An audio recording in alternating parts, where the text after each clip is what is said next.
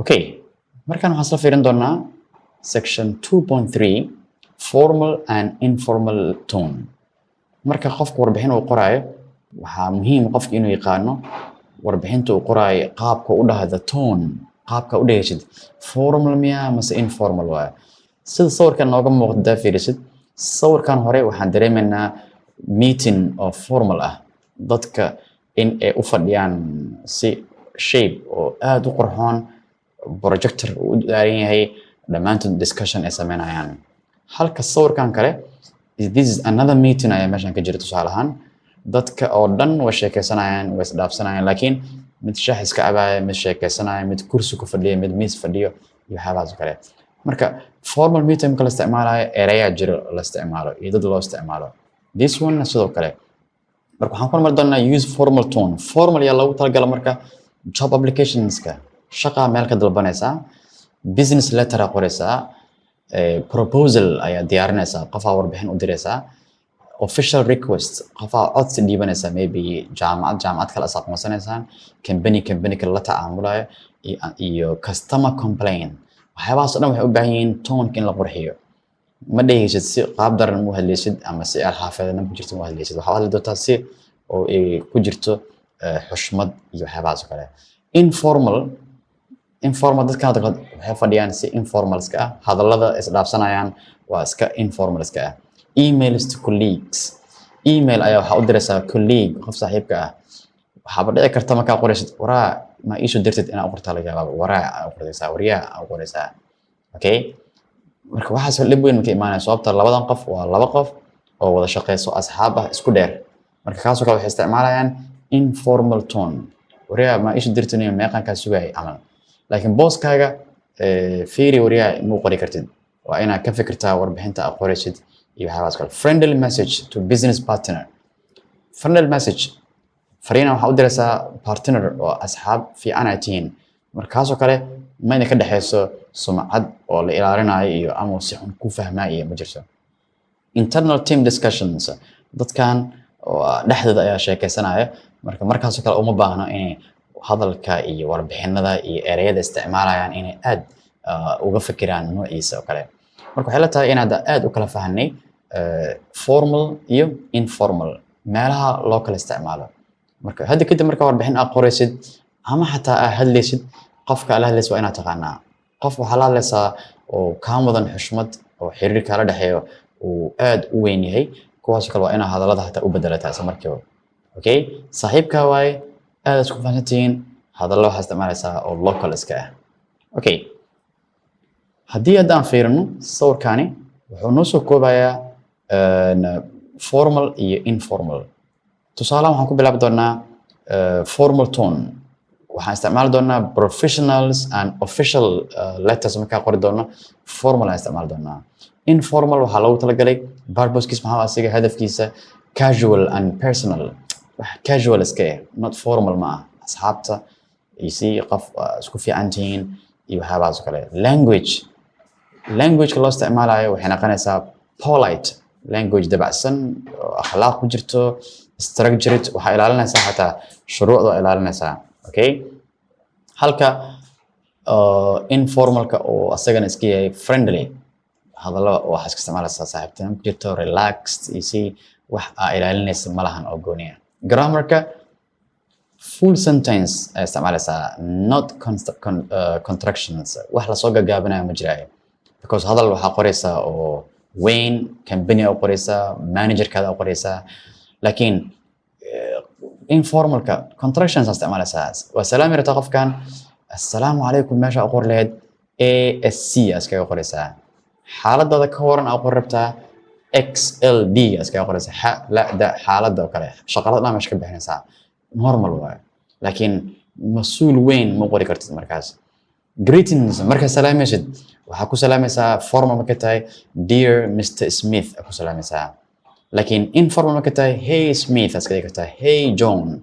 hi John, waxyaabahaas kale ku bilaabi kartaa. soo gabagabay formal, yours sincerely, best regards oo kale.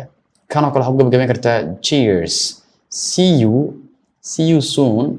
bye hataa ku gabagabayn kartaa hadaa rabtid. so waxay ku duwan tahay marka mid walba haddii warbixin lagu tusiyo lo warbixintaani warqadaani formal miya mase informal waaye waa dareemi kartaa salaanta ku fiirin kartaa ereyada gaagaaban you see all these factors waa saameyn gooni ah ayay yeelan doonaa markaas tusaalahan marka haddaan fiirino sentence aan isticmaali doonaa oo formal ah iyo kuwo oo informal ah markaas waxaan ku bilaabi doonaa formal I would like to request qaab noocaas ku bilaabaysaa markaa rabta inaa qofkan warbixin weydiiso waxaa leedahay I would like to request information about waxaan kaa codsan lahaa information ku saabsan this and this and this laakiin kan waxaa leedahay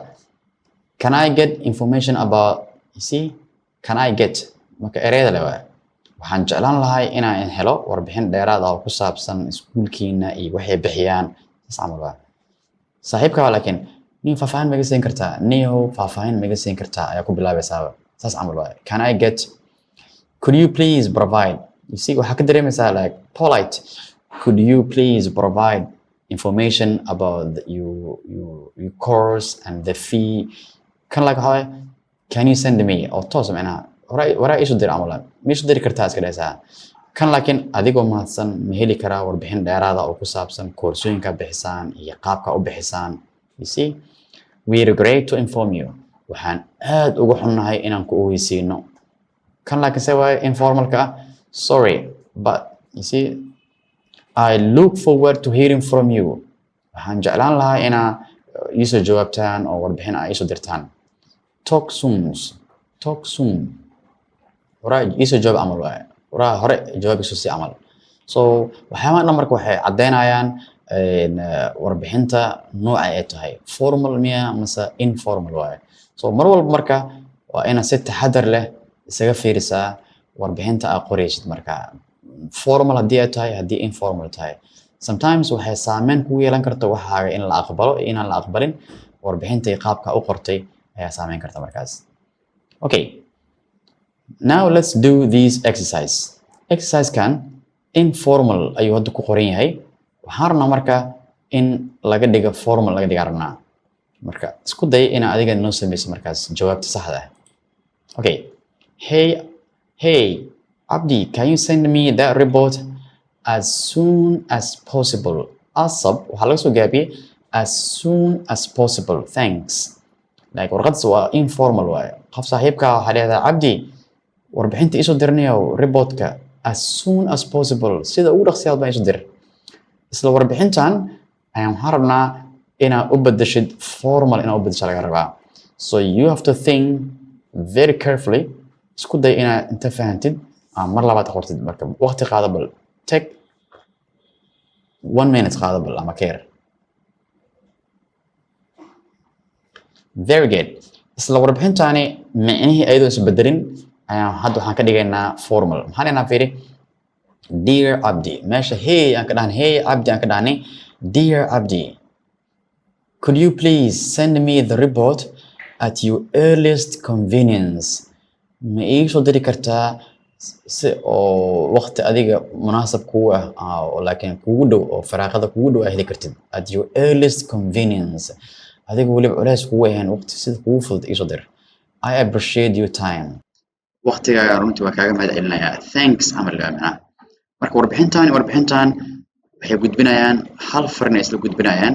laakiin fariinta mid hore gudbinaysa waxay tahay waa fariin oo informal ah loo diray qof aad saaxiib u tihiin isku fahansantihiin midana waxa u dirtay like your boss like company u dirtay marka taas oo kale ayaa la rabaa inaad markasta ka fikiri kartid formal miya mas informal okay markaan waxaan soo fiirin doonaa another exercise formal iyo informal exercise dane warbixintan haystaada sorry but we can't give you a refund tusaalaan qof ayaa alaab kaa soo gatay alaabtii markuu kaa gatay wuxuu rabay alaabtii inuu celiyo wuxuuna ku dhahay alaabtii fadlan refund ayaa lii sameeyo alaabtii waa idin soo celiyey lacagtii soo diray marka waxaa leedahay marka waa ka xunnahay annaga ma ku siin karno refund wax lacaga aan kuu celin karno ma lahan hadalkaas waxaa hadal kulul waayo adag weliba sorry but we can't give you a refund marka isla ereygaas aan rabnaa adigoo oo dhahayo laakiin u dhahayo si formal ah bal isku day mar kale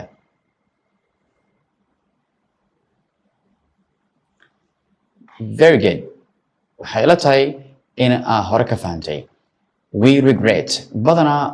business letters ka marka la qoraayo ereyada aad loo isticmaalo waxaa kamid ah we regret we are sorry camal leeyahay we regret to inform you that we are unable to process a refund at this time waxaan aad ugu xunnahay inaan kuu sheegno oon ku ogeysiino that we are unable to process a refund ma ku samayn karno ma ku boros garan karno refund lacagta ma ku celin karno at this time so waqtigan la joogo wax lacag aan ku celin karno ma laha macna laakiin say u dhahday si qurxoon qofka xataa waxa laga yaabaa inuu hore ka qaato inuu waa ka xunnahay waa xilligan la joogo wax lacag aan celin karno ma lahan waxay nagu qaadanaysaa waqti dheer waa adag tahay meelay gashay waana dhigi kartaa markaas laakiin qofka kana u qortid hore inuu ka xanaaqa laga yaabaa ayadoo weliba fariinta ay gudbinayso same message ayadoo gudbinayso markaas okay markaan waxaan fiirin doonaa exercise 3 bal isku day kan I wanna check if you got my email from yesterday qof ayaa waxaa u dirtay fariin marka waxaa samaynaysaa follow up waxaa lahay follow up waa daba gelaysaa waxaa leedahay waxaan rabay inaan jeegareeyo warbixintii shalay emailkan kusoo diray inuu kusoo gaaray I wanna check waxaa laga badanaa dadka informal ay u isticmaalaan I want to check camal waa markaa I wanna check if you got my email from yesterday marka hadalkaas waa hadalkii ciyaalka xaafadda waa informal waa marka isku day isla ereygaas inaad qof hubisid aad dhahdid fariintii ma kusoo gaartay shalay aan kusoo diray bal isku day inaad ka dhigtid formal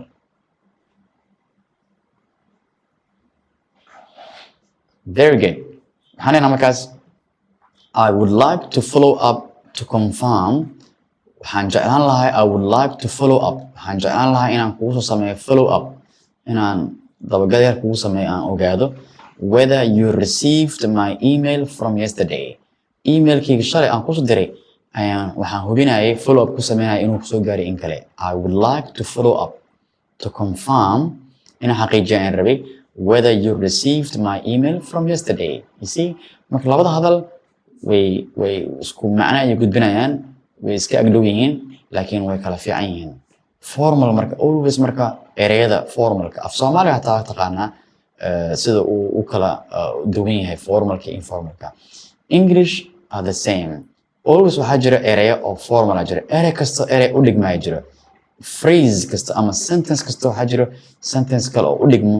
ayaa jira oo gudbinayo formalityga formal gudbinaya jira markaas